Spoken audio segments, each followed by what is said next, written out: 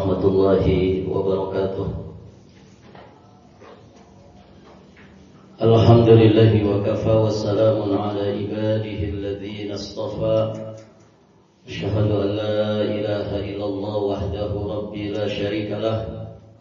Wa asyhadu anna Muhammadan abduhu wa rasuluh, amma ba'd. Allahumma inna nas'aluka ilman nafi'an wa na'udzu bika min ilmin la yanfa'. Para hadirin ikhwati fid din wa akhwat fillah, rahimani wa rahimakumullah.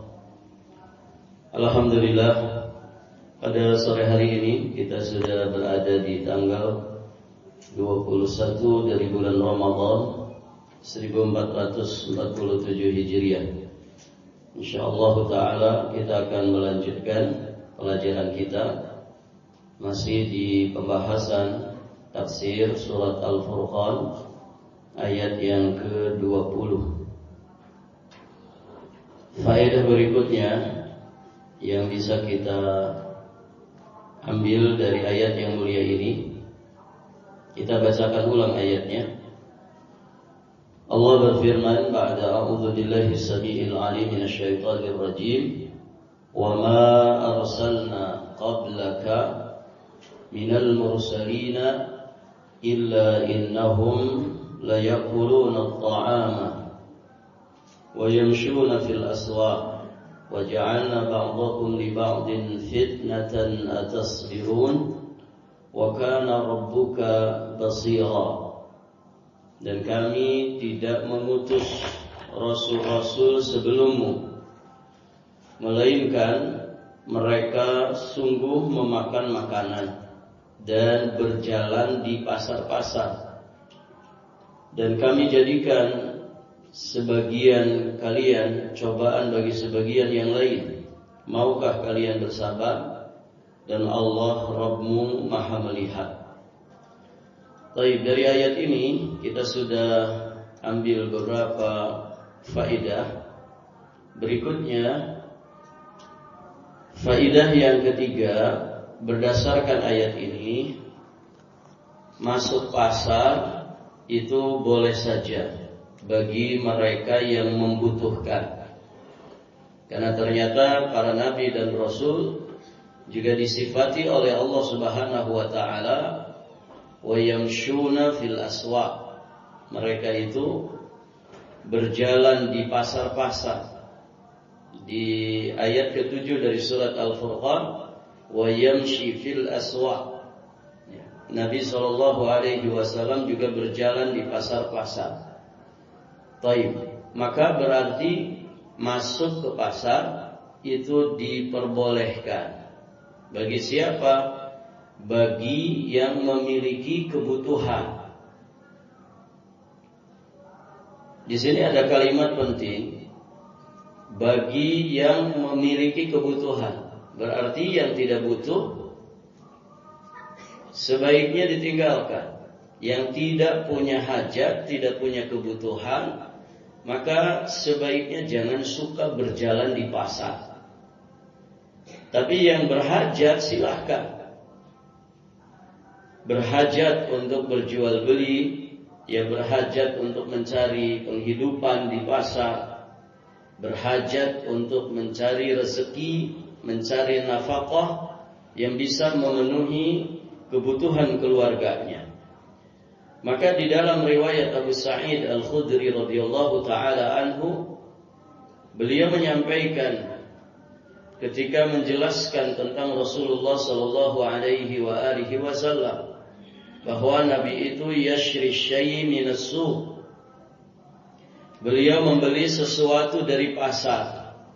Wala yamna'uhul haya an yaqilahu an ya'liqahu biyadihi aw yaj'aluhu fi tarfi thawbihi wa yanqalib ila ahli. Jadi Nabi terkadang membeli sesuatu dari pasar.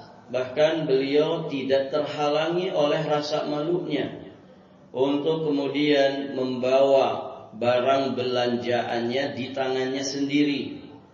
Atau beliau jadikan belanjaannya itu terikat di salah satu ujung dari pakaiannya untuk kemudian beliau bawa ke keluarganya.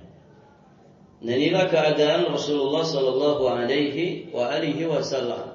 Ya, beliau sering membantu kebutuhan keluarganya. Salah satunya adalah dengan membelanjakan bagi mereka dari pasar barang-barang yang dibutuhkan.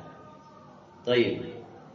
Nah, kita balik ke poin tadi bahwa bolehnya kita ke pasar ini bagi orang yang punya kebutuhan saja. Artinya bagi yang tidak punya hajat, bagi yang tidak punya kebutuhan, maka sebaiknya pasar itu dihindari. Karena ternyata terdapat banyak sekali dalil yang menunjukkan celaan dari Rasulullah Shallallahu Alaihi Wasallam terhadap pasar ini. Di antaranya di riwayat Imam Muslim dari sahabat yang mulia Abu Hurairah radhiyallahu taala anhu, Rasulullah sallallahu alaihi wasallam bersabda, "Ahabbul biladi ilallahi masajiduha." Tempat yang paling dicintai Allah adalah masjid-masjidnya. Di redaksi yang lain dikatakan khairu biqa'il ard. Sebaik-baik tempat di permukaan bumi ini adalah masjid-masjidnya. Kemudian kata Nabi, wa abghadul bilad, di sini poinnya. Wa abghadul biladi ilallahi aswaquha, dan tempat yang paling dibenci oleh Allah adalah pasar-pasarnya. Jadi tempat yang paling dibenci di atas permukaan bumi ini, yang paling dibenci oleh Allah adalah pasar-pasarnya. Jadi pasar itu seapik apapun, seresik, sebersih apapun, semewah, semodern apapun, dia tempat terburuk di muka bumi ini, tempat yang paling dibenci oleh Allah Subhanahu wa taala. Apalagi kalau pasar itu tempatnya sangat jorok. Taib, hadirin jamaah yang dirahmati Allah. Terus kenapa pasar itu adalah abghadul bilad ilallah? Seburuk-buruknya atau tempat yang paling dibenci oleh Allah Subhanahu wa taala. Maka dijelaskan riwayat ini oleh Imam An-Nawawi rahimahullahu taala, di mana beliau menyatakan li'annaha mahallul ghish wal khida' wal riba wal aiman al-kadhibah wa ikhlaful wa'di wal i'rad an dzikrillah wa ghairi dzalika mimma fi ma'nah, wal masajidu mahallu nuzulir rahmah wal aswaqu dhidduha. Kata Imam An-Nawawi, kenapa pasar itu abghadul bilad ilallah, tempat yang paling dibenci oleh Allah? Karena kata Imam An-Nawawi, pasar itu pada umumnya adalah tempat orang melakukan kecurangan. Siapa yang curang di pasar, bisa penjual, bisa pembeli, bisa dua-duanya curang. Taib.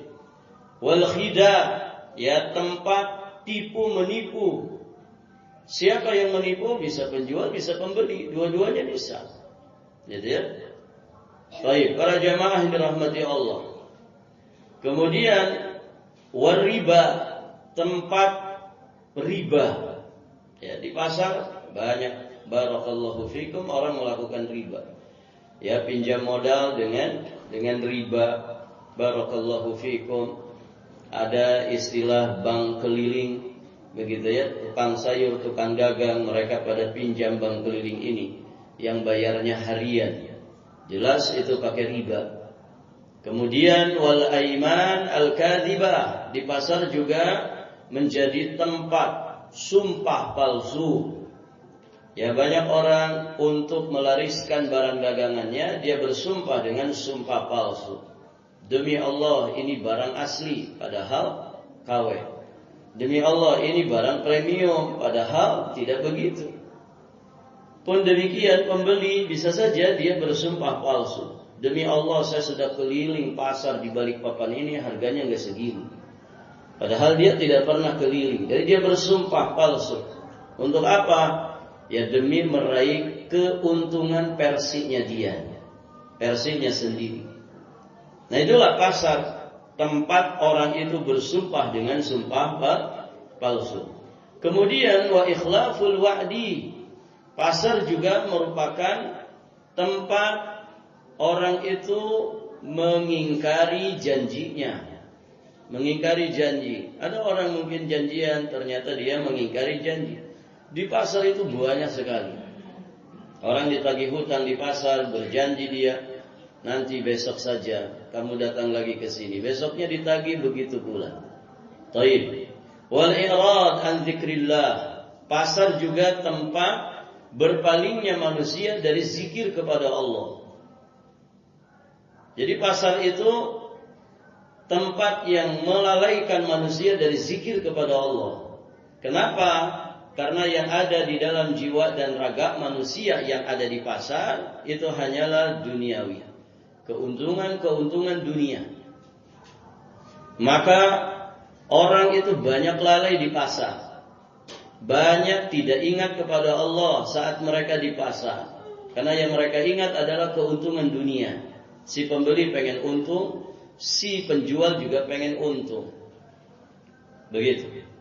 Makanya orang-orang yang ketika di pasar mereka masih bisa berzikir kepada Allah, tidak melalaikan kewajiban, mereka orang-orang yang istimewa yang dipuji oleh Allah. Rijalul la tulhihim tijaratun wala bai'un an dzikrillah wa iqamis shalah wa ita'iz zakah. Rijalun, laki-laki, la tulhihim, yang tidak terlalaikan oleh jual belinya mereka, oleh perniagaannya mereka, oleh bisnisnya mereka dari berzikir kepada Allah. Mereka tidak terlalaikan oleh bisnisnya, oleh jual belinya dari zikir kepada Allah, dari menegakkan salat, dari menunaikan zakat. Yakhafuna yawman tataqallabu fihi al-qulubu wal absar. Mereka tetap takut kepada Allah, takut akan kehidupan akhirat yang disifati membuat mata manusia itu terbelalak. Taib, hadirin jamaah yang dirahmati Allah. Nah, disinilah kenapa ya pasar itu dibenci oleh Allah. Karena banyak manusia berpaling dari zikrullah. Wa ghairu dzalika mimma fi ma'nah, dan aktivitas lainnya yang semakna dengan itu. Artinya pasar itu tempat orang berbuat dosa, berbuat maksiat. Tempat orang itu judi, gitu ya, sabung ayam, tempat transaksi narkoba, ya, tempat bahkan mungkin berzina, ya, nasallallahu as-salamah wal afiyah. Baik, hadirin jamaah yang dirahmati Allah. Wal masajidu, sedangkan masjid-masjid itu mahalu nuzulir rahmah. Masjid itu adalah tempat turunnya rahmat, ya, sedangkan pasar itu kebalikannya. Nah, demikian penjelasan Imam An-Nawawi.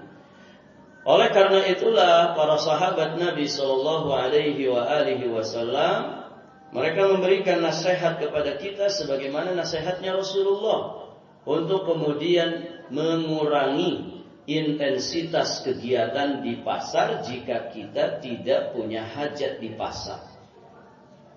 Jadi sebetulnya shopping itu jangan dijadikan hobi, gitu. Karena orang shopping ya pasti ke pasar, kan begitu. Ya, hobi itu berzikir, begitu. Hobi itu baca Quran, hobi itu bersedekah. Ya, jangan menjadikan shopping keliling pasar itu dijadikan hobi. Karena ada sebagian orang begitu, jalan-jalan di mall, tapi dia nggak mau belanja apa-apa, hanya jalan-jalan saja, muter-muter. Nah, ini barakallahu fiikum, ya, perkara yang dibenci dalam agama kita. Kenapa? Karena pasar itu, baik pasar tradisional ataupun pasar modern, tadi kata Imam Nawawi, tempat berbagai macam dosa, maksiat dan juga penyimpangan. Makanya dia menjadi tempat yang paling dibenci oleh Allah Subhanahu wa taala. Baik para jamaah, Salman Al-Farisi di salah satu atharnya beliau menyampaikan, la takunanna in istata'ta awal man yadkhulu as-suq wa la akhir man yakhruju minha fa innaha ma'rakatu syaitan wa biha yansibu rayatahu. Jika kamu bisa janganlah menjadi orang yang pertama kali masuk pasar. Jangan jadi orang pertama masuk pasar. Siapa biasa yang pertama masuk pasar? Security pasar gitu. Dia yang buka gemboknya. Jadi dia tugas gitu ya. Jadi jangan jadi orang pertama yang masuk pasar, wala akhir man yakhruju minha, dan jangan jadi orang yang terakhir keluar dari pasar. Kenapa? Karena kata beliau, fa innaha ma'rakatus syaitan. Karena pasar itu adalah tempat berkumpulnya setan. Tempat setan memerangi manusia, tempat setan memerangi bangsa jin. Wa biha yansibu rayatahu, dan di pasarlah mereka itu menancapkan benderanya. Maksudnya apa? Tanda kemenangan, ditancapkan bendera mereka. Maksudnya berarti banyak sekali manusia yang di pasar itu dikalahkan oleh setan, diperangi oleh setan, dan dia kalah oleh setan. Makanya tadi banyak orang nipu, banyak orang berbuat curang, mengurangi takaran, mengurangi timbangan, banyak orang yang mungkin pinjol, ya, banyak orang yang barakallahu fikum judol, ya. Banyak orang yang melakukan perbuatan-perbuatan yang nista. Di mana? Di pasar. Maka kalau bisa jangan menjadi orang pertama masuk pasar, jangan pula menjadi orang yang terakhir masuk pasar. Karena berarti dia lebih lama digempur oleh setan. Na'udzubillah. Ya, khawatirnya dia dikuasai jiwa raganya oleh syaitan. Ya. Manusia itu kan diserang oleh syaitan itu ada 3 keadaan. Ada yang sekedar waswasah, diwaswasi hatinya. Ayo kamu berbuat ini, diwaswasi. Nah, ada yang setan itu barakallahu fikum masuk ke dalam tubuhnya, tapi tidak sampai menguasai dirinya. Masih punya kesadaran full, tapi di dalam dirinya ada syaitan. Ya, masuk lewat aliran darahnya. Makanya ya salah satu istimewanya puasa itu akan mempersempit ya jalannya syaitan di dalam tubuh manusia. Nah, ini namanya kerasukan, tapi tidak sampai menguasai dirinya. Nah, ada yang ketiga, ini yang paling parah. Orang yang kerasukan oleh setan dari bangsa jin, dan setan itu berhasil menguasai tubuhnya, menguasai akal. Jadi satu akal dipakai 2. Dipakai oleh setan, dipakai oleh dia sebagai manusia. Nasallallahu al-afwa wal afiyah wassalam. Baik para jamaah, kita kira-kira yang mana? Yang dirasuki setan, dikuasai akal kita, makanya kadang orang kesurupan kan gitu. Jadi dikuasai akalnya oleh syaitan. Ya, demikian pula jasadnya. Baik, ada yang dirasuki tapi tidak sampai menguasai akalnya. Ya, sehingga ya dia masih seperti orang normal. Tapi sejatinya di dalam tubuhnya ada syaitan. Atau yang ketiga yang waswasah. Kira-kira kita yang mana? Cara ngetesnya bagaimana? Ciri orang itu dikuasai oleh syaitan ketika dia malas ibadah. Malas ibadah. Nah, kalau kita malas ibadah, jangan-jangan tubuh kita ini ada setannya. Kalau tadi yang sekedar waswas, setan tidak ada di tubuh kita. Tapi kita terus diwaswasi. Intinya hadirin jamaah yang dirahmati Allah, 3-tiganya tidak usah. Jangan berusaha terus memprotek diri kita itu. Jangan sampai kita itu dirasuki oleh syaitan, sekedar diwaswasi saja jangan. Ya, dan memprotek diri dari kejahatan syaitan dengan cara kita berlindung kepada Allah dengan zikir dan doa-doa kita. Baik, hadirin jamaah yang dirahmati Allah Subhanahu wa taala. Berikutnya di riwayat yang lain dari Abu Utsman juga dari Salman Al-Farisi radhiyallahu taala anhu. Beliau juga menyampaikan riwayat Ibnu Abi Syaibah mirip ya ungkapannya mirip. Beliau sampaikan inna suqa mibyadus syaitan wa mafrahuhu. Pasar itu adalah tempat setan bertelur. Mibyad dari kata bayd. Bayd itu telur. Mibyad berarti tempat bertelurnya setan. Wa mafrahuhu tempat beranak pinaknya setan. Fa in istata'ta alla takuna awwala man yadkhuluha wa la akhir man yakhruju minha faf'al. Jika kamu bisa, jangan menjadi orang yang pertama kali masuk pasar dan jangan menjadi orang yang terakhir keluar dari pasar. Baik, hadirin jamaah yang dirahmati Allah. Jelas ya, ini mirip dengan ungkapan beliau sebelumnya. Maka kalau tidak punya hajat untuk ke pasar, jangan suka jalan-jalan ke pasar. Ya, ada orang pasar itu menjadi tempat favoritnya, tapi masjid jadi tempat yang paling dibencinya. Nah, ini masalah. Ya, seharusnya bagi seorang muslim, masjid itu menjadi tempat yang paling dia sukai. Ya, sedangkan pasar tempat yang dia hindari kecuali saat dia berkebutuhan untuk masuk ke dalam pasar. Kemudian dari sahabat Maitham radhiyallahu taala anhu diriwayatkan oleh Ibnu Abi Asim dan riwayat ini disahihkan oleh Imam Ibnu Hajar Al-Asqalani. Beliau menyampaikan balaghani annal malak yabdu bi rayatihi ma'a awwali man yabdu ila al-masjid. Saya pernah mendengar bahwasannya malaikat berangkat dengan membawa benderanya untuk menyertai orang yang pertama kali datang ke masjid. Masya Allah. Jadi kalau orang datang ke masjid pertama kali didampingi oleh malaikat yang membawa bendera. Malaikat akan terus mendampinginya sampai dia pulang. Fala yazalu biha ma'ahu hatta yarji. Fayadkhula biha manzilahu. Ya. Dan dia masuk ke rumahnya dengan membawa bendera itu. Wa inna syaitan, sedangkan setan la yabdu bi rayatihi ma'a awwal man yabdu ila suq. Setan membawa benderanya untuk menyertai orang yang pertama masuk ke pasar. Jadi kalau kita mau masuk ke masjid, datang ke masjid, menuju ke masjid, kita dikawal oleh siapa? Oleh malaikat membawa bendera. Ya. Sedangkan kalau kita mau ke pasar, hadirin jamaah dirahmati Allah, bahkan menjadi orang yang pertama masuk ke pasar, kita akan dikawal oleh siapa? Oleh setan. Tapi bukan berarti masjid itu tempat yang bersih dari setan. Maka kalau dibandingkan banyak mana setan di pasar dengan di masjid, ya jelas di pasar. Ya. Di masjid ada setan. Ada setan nggak di masjid? Ada. Coba masjid jangan dipakai setahun saja. Siapa yang akan menghuni masjid itu? Setan. Kan begitu.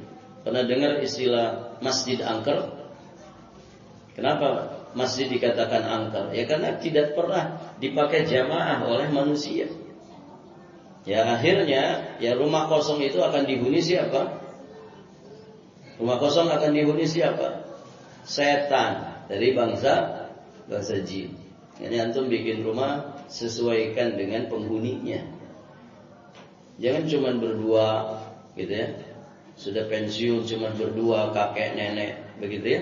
Anak-anaknya sudah pada punya rumah sendiri. Bikin rumah gedung sigrong 2 tingkat 8 kamar. Ya, siapa yang mau menghuni? Gitu ya. Sudah susah ngurusnya. Kan begitu. Sesuaikan saja. Kalau cuma berdua ya tipe 36 kan cukup.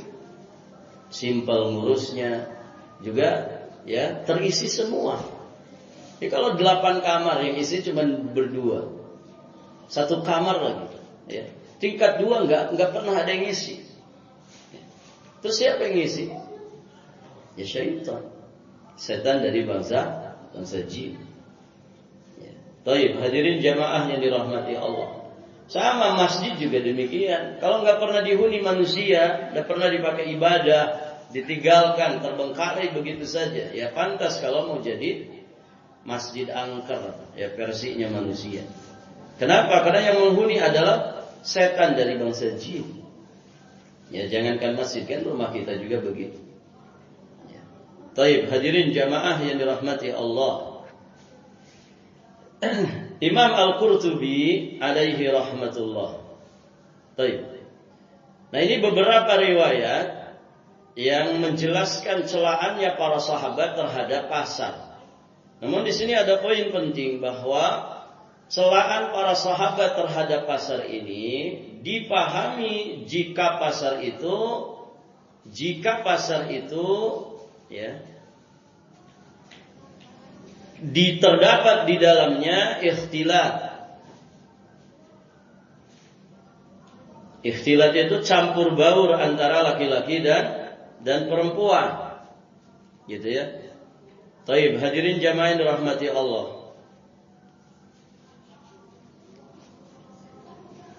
Taib. Kita ulang. Celaan para sahabat Nabi ini para sahabat mencela pasar kan? Mencela pasar. Tentu pasar yang ada di masa mereka. Pasar yang ada di masa mereka. Di masa siapa? Di masa para sahabat. Siapa para sahabat? Generasi terbaik umat ini. Berarti yang dicela itu adalah pasar saat itu. Bagaimana pasar saat itu? Pasar di masa sahabat, hadirin jamaah yang dirahmati Allah, itu biasanya hanya dikunjungi oleh para lelaki. Jadi pasar-pasar yang kemudian dicela oleh para sahabat untuk kalau bisa jangan menjadi orang pertama yang datang ke pasar. Itu maksudnya pasar yang tidak ada ikhtilatnya. Tidak ada campur baur antara laki-laki dan perempuan. Karena pasar di masa mereka itu, di masa silam, itu hanya didatangi oleh kaum lelaki saja. Baik para jamaah. Maka pertanyaannya, bagaimana kalau para sahabat Nabi ini mereka menyaksikan pasar di zaman kita saat ini? Begitu, para jamaah yang dirahmati Allah. Mereka belum menyaksikan pasar yang ada di zaman kita ini, berjubel yang namanya ikhtilaf. Laki-laki dan juga perempuan. Bahkan di dalamnya juga terkadang ada sosok makhluk antara laki-laki dan perempuan. Siapa itu? Bencong, banci. Begitu kan?